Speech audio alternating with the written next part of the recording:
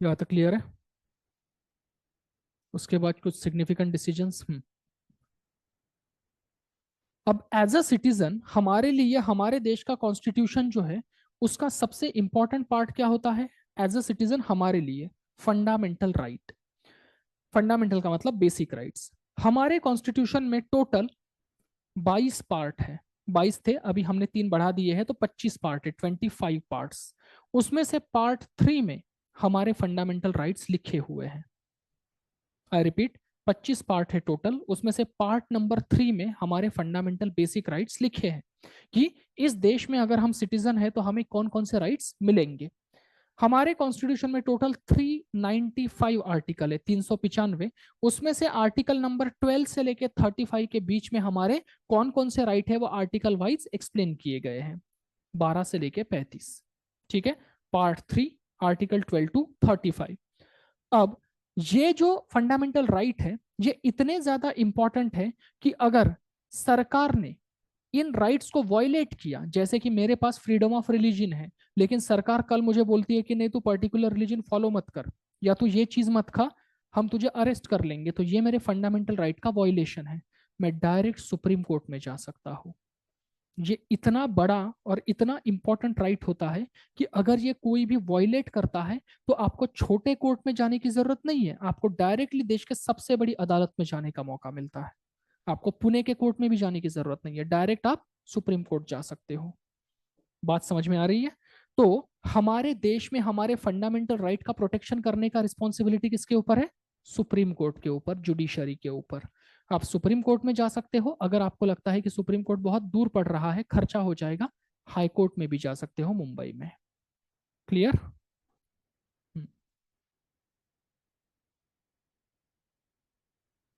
तो हमारे पास सारे के सारे राइट्स है, लेकिन मान लो उन राइट्स को प्रोटेक्ट करने वाला कोई भी नहीं होता, तो क्या वो राइट्स होकर भी उसका कुछ फायदा होता? नहीं।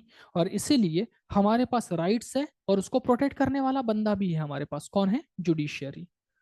बात समझ में आ रही है? और इसकी वजह से ये राइट्स को मीनिंग मिले हैं या नहीं? विदाउट सुप्रीम कोर्ट इस राइट्स को कोई मीनिंग रहता क्या? नहीं, मीनिंगलेस हो जाते। लेकिन सुप्रीम कोर्ट जुडिशरी की वजह से इन राइट्स को कुछ ना कुछ मतलब मिला है। मतलब हम मोदी जी को कह सकते हैं आप फंडामेंटल राइट वॉयलेट तो करके देखो, हम सुप्रीम कोर्ट चले जाएंगे, तो हमारे राइट्स को कुछ ना कुछ मतलब प्राप्त हुआ है। अगर सुप्रीम कोर्ट नहीं होता तो मोदी जी चमाट मार देते, जाओ सुप्रीम कोर्ट, राइट होके भी कोई फायदा नहीं होता। हम्म। तो हमारे फंडामेंटल राइट जो है वो और भी ज्यादा मीनिंगफुल हुए हैं क्योंकि जुडिशरी ने कुछ डिसीजंस दिए हैं। हम्म। कौन कौन से ऐसे डिसीजन दिए हैं भाई जुडिशरी ने? सबसे पहला, राइट्स ऑफ चिल्ड्रन। अगर आपके देश में 6 to 14 ईयर्स के बच्चे हैं तो ये सरकार की रिस्पॉन्सिबिलिटी है, सरकार उन्हें फ्री में एजुकेशन प्रोवाइड करे। 6 to 14 ईयर्स के बच्चों को राइट टू एजुकेशन, सर्व शिक्षा अभियान, सरकारी स्कूलों में फ्री। आप अफोर्ड कर पाते हैं, आपके पेरेंट्स, इसलिए आप प्राइवेट स्कूलों में जाते हैं। लेकिन गरीब लोगों के बच्चे जिनके पास प्राइवेट स्कूलों का फीस भरने का पैसे नहीं होते, उनको सरकार पढ़ाएगी। तो राइट्स ऑफ द चिल्ड्रन, क्या इसकी वजह से हमारी डेमोक्रेसी इंक्लूसिव होगी? यस, गरीब लोग भी पढ़ पाएंगे। Protection of human rights. Last year हमने ह्यूमन राइट्स में क्या क्या आता है देखा था, ये हमारा लास्ट चैप्टर भी था। ह्यूमन राइट्स में आता है right to food, right to health, right to water, right to education. ये सारे के सारे ह्यूमन राइट्स में आते हैं। जुडिशरी इसको भी प्रोटेक्ट करने का काम करती है। वुमेन की जो ऑनर और डिग्निटी है ये भी प्रोटेक्ट करने का काम करती है, क्योंकि वो जो डाउरी प्रोहिबिशन एक्ट है ये सुप्रीम कोर्ट की वजह से ही आया था। दहेज के बहुत सारे केसेस कोर्ट में जा रहे थे, उस वक्त डाउरी प्रोहिबिशन एक्ट सरकार ने बनाया नहीं था। दहेज के बहुत सारे केसेस आ रहे थे, महिलाओं को जिंदा जलाया जा रहा था, मारा जा रहा था, पीटा जा रहा था, लेकिन सरकार इसके ऊपर कुछ कड़ा एक्शन नहीं ले रही थी। तो फिर सुप्रीम कोर्ट ने कहा था इसके ऊपर कुछ ना कुछ लॉस बनाया जाए, और इसकी वजह से फिर वो सरकार ने लॉ बना दिया, dowry prohibition act. Individual freedom.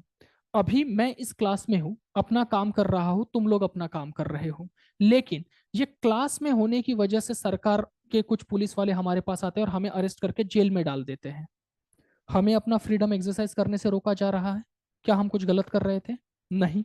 इसका मतलब अगर हमें अननेसेसरी तरीके से अगर अरेस्ट किया जाता है तो हमारे फ्रीडम को प्रोटेक्ट करने की रिस्पॉन्सिबिलिटी अगेन कौन उठाता है? Supreme court, judiciary. बात समझ में आ रही है? तो कोर्ट ने अपने अलग अलग जजमेंट के थ्रू हमारा फ्रीडम भी प्रोटेक्ट किया है।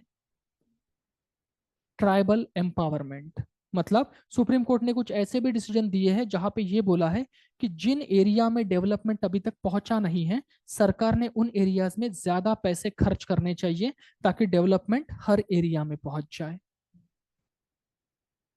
हम्म। और इन प्रोसेसेस, इन एफर्ट्स की वजह से इंडिया का जो एक डेमोक्रेसी है वो और भी ज्यादा मैच्योर बन रहा है। मतलब डेवलपमेंट की रेस में जो भी लोग पीछे छूट रहे थे, हम उन सभी लोगों को अभी इंक्लूड कर रहे हैं, सभी लोगों तक डेवलपमेंट के फ्रूट्स जो है वो पहुंचा रहे हैं। हम्म।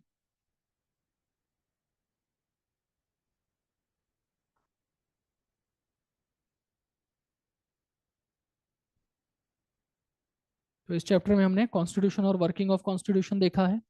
लेकिन फिर भी आज भी हमारे सामने हमारी डेमोक्रेसी में बहुत सारे ऐसे चैलेंजेस हैं जिसकी वजह से हमारी डेमोक्रेसी अभी भी खतरे में है। जैसे कि करप्शन।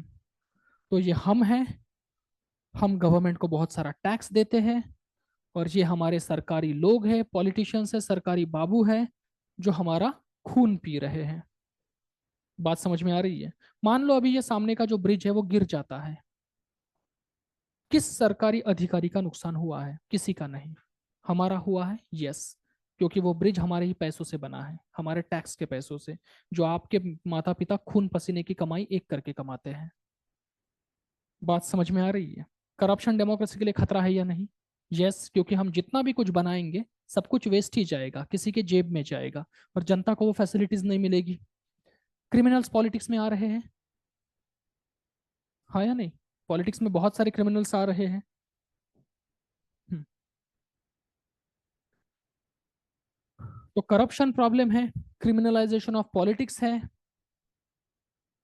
तो गवर्नमेंट के एक्ट और पॉलिसीज जो है वो कुछ चीजों को सॉल्व तो कर सकते हैं, लेकिन वो सारे के सारे प्रॉब्लम्स को खत्म नहीं कर सकते, सारे प्रॉब्लम्स को वो खत्म नहीं कर सकते।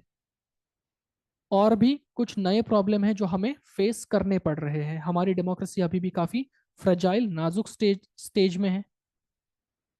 लेकिन फिर भी इतना सब कुछ होने के बावजूद भी लोगों ने एक डेमोक्रेटिक माइंडसेट जो है वो डेवलप किया है। डेमोक्रेटिक माइंडसेट का मतलब ये होता है कि लोग आज फ्रीडम के बारे में ही बात करते हैं, पीस के बारे में बात करते हैं, अपने राइट्स के प्रति जागरूक हो चुके हैं। अपने रिप्रेजेंटेटिव्स को वो सवाल पूछते हैं कि हमारे एरिया का डेवलपमेंट क्यों नहीं हुआ, तुम करप्ट तो नहीं हो, ये वो। इक्वालिटी की बात करते हैं।